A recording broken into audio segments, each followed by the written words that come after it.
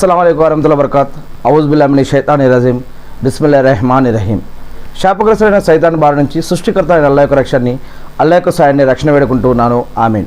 అల్లాహ్ ప్రవక్త ముహమ్మద్ సల్లల్లాహు అలైహి వసల్లం గారి పైన శాంతి సుఖాలు కురిపించండి వల్ల ఆమీన్. అల్లాహ్ యొక్క చివరి ప్రవక్త ముహమ్మద్ సల్లల్లాహు అలైహి వసల్లం గారు ఒక విషయం తెలియజేశారు. అది ఏమిటి అంటే, తల్లిదండ్రులను తిట్టడం, దూషించడం మహాపాపాలలో ఒక పాపమని చెప్పడం జరిగింది. ఎందుకు అని మరి అదేవిధంగా సహాబాలు అడిగారు, వల్ల ఎవరైనా తమ యొక్క తల్లిదండ్రులను కూడా ఎవరైనా దూషించుకుంటారా అని అడిగారు. ఈ యొక్క విషయాన్ని అప్పుడు ఆన్సర్ ఏం చెప్పారంటే, హజరత్ అబ్దుల్లా బిన్ అమర్ బిన్ ఆస్ రజల్లా గారు చెప్తూ ఉన్నారు. ఏమనంటే, ముహమ్మద్ సల్లల్లాహు గారు ఒక విషయం చెప్పారు, ఘోరమైన పాపాలలో ఒక పాపం తమ యొక్క తల్లిదండ్రులను దూషించటం అని. అప్పుడు సహబాలు అంటే శిష్యులు, ప్రవక్త గారి యొక్క శిష్యులు అడిగారు, ఏమని, ఎవరైనా తమ యొక్క తల్లిదండ్రులను దూషిస్తారా అని అడిగారు. అప్పుడు ఆశ్చర్యపోతూ వాళ్ళు అడిగితే ప్రవక్త ముహమ్మద్ సల్లల్లాహు గారు ఏమన్నారంటే, అవును. ఏమిటి అంటే, ఇతను వేరొకరి యొక్క తల్లిని, వేరొకరి యొక్క తండ్రిని ఎవరైనా తిట్టినప్పుడు అవతల ఉన్నవారు కూడా వీరి యొక్క తల్లిని, వీరి యొక్క తండ్రిని వారు కూడా తిట్టడం జరుగుతుంది. నీవు ఎప్పుడైతే ఇతరుల యొక్క తల్లి తండ్రిని తిడతావో వారు కూడా నీ యొక్క తల్లి తండ్రిని తిడతారు. ఈ విధంగా నీ యొక్క తల్లి తండ్రిని దూషించడం కోసం నీవే కారణమై ఉంటావు. కాబట్టి అందుకని ఇటువంటి గొడవలకి, కొట్లాటలకి పోవద్దు.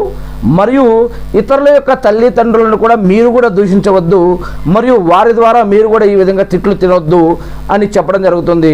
ఇలా తిట్టడం వల్ల తల్లిదండ్రులని దూషించడానికి కారణం మీరే అయినట్లు అవుతారు. కాబట్టి ఇటువంటి కార్యక్రమాలకి దూరంగా ఉండండి అని ప్రవక్త ముహమ్మద్ సల్లల్లాహు అలైహి వసల్లం గారు చెప్తూ ఉన్నారు. తల్లిదండ్రులని ఎటువంటి కోపంలో అయినా సరే, ఎటువంటి ఇబ్బందులు, కష్టాలు, నష్టాలు, బాధలు ఉన్నా సరే వారిని మనం దూషించకూడదు. మరియు ఇతరుల యొక్క తల్లిదండ్రులు కూడా మనం దూషించకూడదు. ఇతరుల తల్లిదండ్రులను దూషించకూడదు అని చెప్పడమే ఇదే చాలా పెద్ద పాపంగా చెప్పడం జరుగుతుందంటే, మనం మనసొంతగా మన యొక్క తల్లిదండ్రుల్ని అని కూడా అనొద్దు అని ఖురాన్లో చెప్పడం జరుగుతుంది. మరి మన యొక్క తల్లిదండ్రుల్ని మనం ఏ విధంగా చూసుకోవాలి?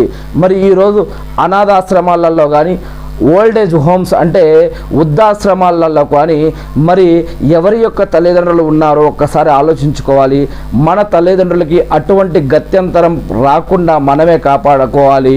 మరియు ఆస్తుల కోసం, పాస్తుల కోసం, గొడవల కోసం భార్య, పిల్లలు, భర్త మరియు ఆస్తిపాస్తులు, వస్తువులు, కొన్ని సంఘటనలు, కొన్ని కారణాల మూలంగా మన యొక్క తల్లిదండ్రులు, మన యొక్క అత్తమామలతో గొడవ పెట్టుకొని వారిని దూరం చేసుకోకూడదు, వారిని తిట్టవద్దు, బంధుత్వ తెగతెంపులు చేసుకోకూడదు.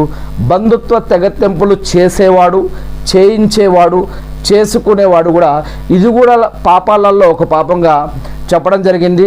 మరి ఈ యొక్క విషయం మరి మనం ఇంకొక హదీస్లో చూడవచ్చు. హజరత్ అబూ మహమ్మద్ జుబైర్ బిన్ మత్యూమ్ రజల్లా గారి కథనం ప్రకారం దైవప్రవక్త ముహమ్మద్ సల్లల్లాహు అలైహి వసల్లం గారు ఏం చెప్పారంటే, తెగతెంపులు చేసేవాడు ఏం చేసేవాడు? బంధుత్వ తెగతెంపులు చేసేవాడు స్వర్గంలో ప్రవేశించడు అని ప్రవక్త ముహమ్మద్ సల్లల్లాహు అలైహి వసల్లం గారు చెప్పారని, మరి బంధుత్వ తెగతెంపులు చేసేవాడు అని ఉంది అని సుఫ్వాన్ రహమతుల్లాహి గారు తెలియజేశారు. ఈ యొక్క హదీస్ బుఖారీ హదీస్ గ్రంథంలో మరియు ముస్లిం హదీస్ గ్రంథంలో మరియు రియాజ్ సాలహీన్లో ఇలాంటి అనేక హదీస్ గ్రంథాలలో ఈ యొక్క విషయం చెప్పడం జరిగింది. బంధుత్వ తెగతెంపులు మరియు తల్లిదండ్రులని దూషించటం, ఇటువంటి దూషించటం అనే ఈ యొక్క వాక్యం గుర్తుపెట్టుకోవాలి. రెండోది తెగతెంపులు అనే ఈ యొక్క వాక్యం కూడా గుర్తుపెట్టుకోవాలి. మరి ఈరోజు మన కుటుంబ సభ్యుల్లో మన తల్లిదండ్రులతో ఎలా ఉన్నాం? మన కుటుంబ సభ్యుల్లో, మన బంధువుల్లో వారి యొక్క తల్లిదండ్రులతో ఎలా ఉన్నారు? అందుకే వారిని కలపడం కోసం ప్రయత్నించాలి.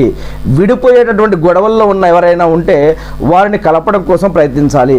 మనం కేవలం నమాజులు చేశాము, ఉపవాసాలు, సదకా ఖైరాతులు, జకాతు, హజ్జుమ్రాలు, దాన ధర్మాలు ఇవి చేసేసాము, సరిపోతుంది. ఖురాన్ చదివాము, ఉపవాసం ఉన్నాము, ఇవన్నీ చేసేసాము, సరిపోతుంది అంటే కుదురుతుందా? మరి ఈ యొక్క ఆజ్ఞలు ఏం కావాలి? మరి అల్లాహ్ సుబ్హానహు వ తఆలా చెప్తూ ఉన్నారు, ఇడ తల్లిదండ్రుల విషయంలో హక్కులు ఇచ్చారు, బంధుత్వ సంబంధాల విషయంలో హక్కులు ఇచ్చారు. సమాజంలో ఎవరితో కూడా కొట్లాటలు, గొడవలు, దొంగతనాలు, మోసాలు, వ్యభిచారము, వడ్డీ ఇటువంటి వాటి జోలికి కూడా వెళ్ళొద్దని చెప్పారు. మన మూలంగా సమాజంలో కల్లోలాలు రేకెత్తించవద్దు అని, మన మూలంగా సమాజంలో కల్లోలాలు రేకెత్తించొద్దు, మన మూలంగా సమాజంలో గొడవలు రాకూడదు అని ఇవన్నీ కూడా చెప్పడం జరిగింది. ఈరోజు మన నోటి నుంచి వచ్చే మాట ఎలా ఉంది? ఒక పద్ధతి ప్రకారం ఉందా? కొంతమంది మాట్లాడితేనే తల్లిదండ్రులని తిట్టేటటువంటి మాటలుగా బయటికి వస్తూ ఉన్నాయి. ఇతరులని చిన్న చూపు చూసి మాట్లాడటం కానీ, ఇతరులని హేళన చేసి మాట్లాడటం కానీ ఈరోజు అటువంటి ప్రోగ్రాంలు, అటువంటి కామెడీ ప్రోగ్రాంలు, అటువంటి టైంపాస్ ప్రోగ్రాంలు, అటువంటి రీల్స్, వీడియోస్ మనం చూసి టైంపాస్ చేస్తూ మన యొక్క జీవితంలో కూడా ఇటువంటి అలవాట్లే మనం అలవర్చుకుంటూ ఉన్నాం. మనం చూసే అనేక రకాల వీడియోలు, ఫోటోలు, వినోదాలకు సంబంధించినటువంటి కార్యక్రమాలు అనేక వాటిల్లో మనం చూసి ఏం నేర్చుకుంటున్నాం, మనం ఎటువైపు పోతూ ఉన్నాం, మరి మన యొక్క తల్లిదండ్రులు లేకుంటే భార్య పిల్లలు లేదా మనమైనా సరే ఎటువంటి సమాజాన్ని నిర్మిస్తూ ఉన్నాం, ఎటువంటి సమాజం వైపు మనం వెళ్తూ ఉన్నాం. మనం ఆధ్యాత్మికంగా మనం కరెక్ట్ ఉంటే సరిపోతుందా? మరి మన పిల్లలు కరెక్ట్ ఉండాల్సిన అవసరం లేదా? అదేవిధంగా మనం వారిని చిన్నప్పటి నుంచి పద్ధతుల్లో పెంచకుండా పెద్ద అయినాక వాళ్ళు మళ్ళీ మనల్ని మంచిగా చూడాలంటే ఏడికెళ్ళి చూస్తారు. అందుకే చిన్నప్పటి నుంచి వారికి పద్ధతులు, ఒక్క నమాజులు, సదకా ఖైరాతులు, జకాతులు, హజ్జుమ్రాలు, దాన ధర్మాలు, ఖురాన్ చదవటం, నమాజ్ చదవటం, వీటితో పాటు ఇవే కాకుండా వీటితో పాటు కొన్ని పద్ధతులు ఏవైతే ఉన్నాయో ఇలా తల్లిదండ్రుల పట్ల కానీ సమాజంలో ఉన్న ఇతరుల పట్ల కానీ ఎలా మాట్లాడాలి, ఎలా వ్యవహరించాలి, ఈ యొక్క పద్ధతులు కూడా వారికి నేర్పాలి. చిన్నప్పటి నుంచే ఎవరి మీద, ఇతరుల మీద అసూయ పడకుండా, ఇతరులతో కొట్లాట పడకుండా, ఇతరులతో ప్రేమ, గౌరవ, మర్యాదతో మరి కలిసి ఉండే విధంగా, మరియు ముఖ్యంగా చాడీలు చెప్పకుండా, ఇక్కడ మాటలు అక్కడ, అక్కడ మాటలు ఇక్కడ చెప్పకుండా, వారికి గొడవలు పెట్టకుండా, మరి ఉన్న మాటలు లేనట్లుగా, లేని మాటలు ఉన్నట్లుగా కల్పించి ఊహాగానాలను సృష్టించి, లేనిపోని విషయాలని పుకార్లుగా సృష్టించి ఇతరుల మధ్యలో గొడవలు పెట్టకుండా ఉండే విధంగా మరి మనం ప్రేమానురాగాలతో, గౌరవ మర్యాదతో మంచి సమాజం కోసం మనం ప్రయత్నించాలి. బంధుత్వ తెగతింపులు కానీ, స్నేహ సంబంధాలను కానీ తెంచవద్దు, గిడగొట్టవద్దు. ఇది చాలా పెద్ద పాపం, మహాపాపాలలో ఇది కూడా ఒకటి అని ప్రవక్త ముహమ్మద్ సల్లల్లాహు అలైహి వసల్లం గారు తెలియజేస్తూ ఉన్నారని మరి ఇక్కడ హజరత్ అబూ ముహమ్మద్ జుబైర్ బిన్ మత్యూమ్ రజల్లాహు గారు తెలియజేస్తున్నటువంటి ఈ యొక్క హదీస్ ద్వారా మనకు అర్థమవుతూ ఉంది. బంధుత్వ తెగతెంపులు తెంచుకోకూడదు. ఆస్తి కోసం, పాస్తుల కోసం, వస్తువుల కోసం, మరియు కొన్ని అనేక రకాల పెళ్ళిళ్ళల్లో, ఫంక్షన్లలో, అనేక రకాల కొన్ని కార్యక్రమాలలో చిన్న చిన్న విషయాలు, అవసరం లేని విషయాలకి ఎంతోమంది ఆ యొక్క సంబంధాలే కట్ అయిపోతూ విడిపోతూ ఉన్నారు. ఇటువంటి వాటి జోలికి అస్సలు వెళ్ళకూడదు.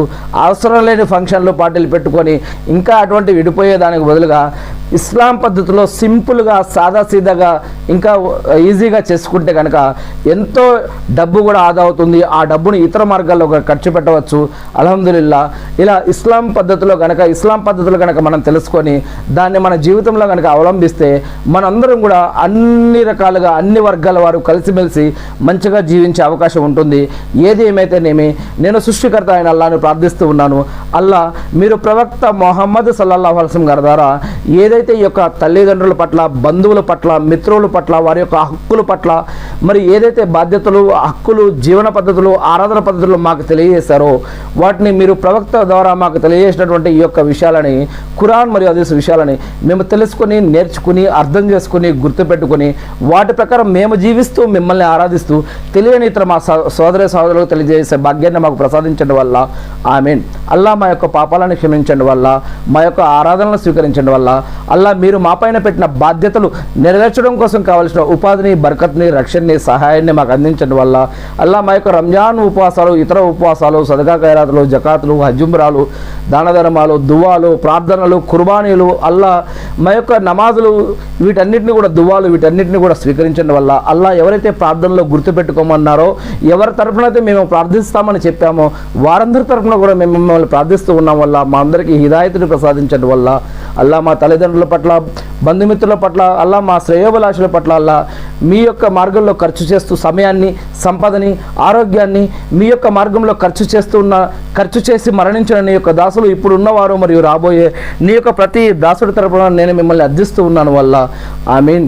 అల్లా సైతానుల నుంచి, జిన్నాతుల నుంచి, మనుషులు చేసే ఆగడాల నుంచి, కుట్రకుతంత్రాల నుంచి, అవమానాల నుంచి, అప్పుల నుంచి, ఆకలి దప్పికల నుంచి, షిరుకు నుంచి, బిదాత్ నుంచి, హరాం నుంచి, సైతాన్ నుంచి, దజ్జాల ఉపద్రవం నుంచి, యాజూజు మాజూజుల నుంచి, ప్రాణం పోయేటప్పుడు బాధ నుంచి, సమాధి శిక్షల నుంచి, ప్రళయదనం రోజు ఉన్నప్పుడు ఇబ్బందుల నుంచి, నరక యాత్ర నుంచి మమ్మల్ని, మా కుటుంబ సభ్యులని, మీ యొక్క దాసులందరినీ, ఈ ప్రసంగం వింటున్న వారిని, దీన్ని ఇతరుల దాకా చేరుస్తున్న నీ యొక్క దాసులందరినీ అల్లా ఈరోజు ఎవరెవరైతే నీ యొక్క దాసులు ఎక్కడెక్కడైతే నిన్ను ఆరాధించడం కోసం అనేక రకాల సమస్యలు ఇబ్బంది పడుతూ ఉన్నారో అటువంటి నీ యొక్క దాసులందరి తరపున కూడా ఈ యొక్క ప్రార్థనని ప్రార్థిస్తూ ఉన్నాం వల్ల మా అందరి తరపున ఈ యొక్క ప్రార్థనని స్వీకరించండి వల్ల ఆమీన్. అల్లా కరుణామయుడమైన వల్ల, పరిశుద్ధమైన వల్ల, మమ్మల్ని సృష్టించి నడిపిస్తూ ఉన్న వల్ల అల్లా మమ్మల్ని ఈ క్షణం కూడా నీవు 7వ ఆకాశమైన అర్ష్ మీద నుంచి ప్రతి క్షణం మమ్మల్ని కనిపెట్టుకుని చూస్తూ ఉన్న వల్ల నీ యొక్క దైవదూతల ద్వారా నీవు చేపించే ప్రార్థనలన్నింటినీ కూడా మీరు స్వీకరించండి వల్ల అల్లా ఇబ్రాహీం అలసం గారి పైన, ఆయన కుటుంబ సభ్యులపైన, ఆయన ఉమ్మత పైన శాంతి సౌఖ్యాలు కురిపించండి వల్ల అదేవిధంగా వల్ల ప్రవక్త మొహమ్మద్ సల్లల్లాహు అలైహి వసల్లం గారి పైన, ఆయన కుటుంబ సభ్యులపైన, ఆయన ఉమ్మతపై కూడా శాంతి సౌఖ్యాలు కురిపించి మకామే మొహమ్మద్కు ప్రవక్త గారిని వారసుని చేసి అంతిమ దినం రోజు వసీలతా స్థానాన్ని ప్రవక్త మొహమ్మద్ సల్లల్లాహు అలైహి వసల్లం గారికి ప్రసాదించండి వల్ల మా యొక్క ప్రార్థనని స్వీకరించండి వల్ల మా పాపాలను క్షమించండి వల్ల ఆమీన్ ఆమీన్ ఆమీన్. అల్లాహు అక్బర్, అల్హమ్దులిల్లాహ్, సుబ్హానల్లాహ్, అల్లాహు అక్బర్, అష్హదు అన్ లా ఇలాహా ఇల్లల్లాహ్.